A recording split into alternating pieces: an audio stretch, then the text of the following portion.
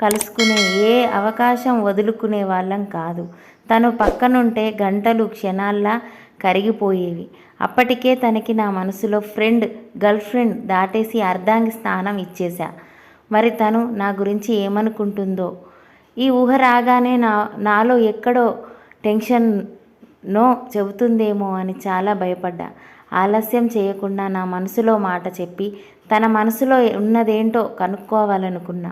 అందుకు తన పుట్టినరోజే సరైనదనుకున్నా. I love you darling అని రాసి ఓ పెద్ద కేకు తన చేతిలో పెట్టా. బాక్స్ తెరవగానే భద్రకాళిలా మారింది. ఏంటిది పిచ్చి పిచ్చిగా ఉందా అంటూ నిప్పులు కురిపించింది.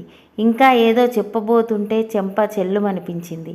నాతో పాటు అక్కడున్న వాళ్ళంతా షాక్. ఇంత భయంకరంగా రెస్పాన్స్ ఇస్తుందని అనుకోలేదు. అయినా తను కొట్టినందుకు బాధ లేదు కానీ ఎక్కడ నాతో మాట్లాడడం మానేస్తుందో అన్న భయం. చివరికి అదే జరిగింది.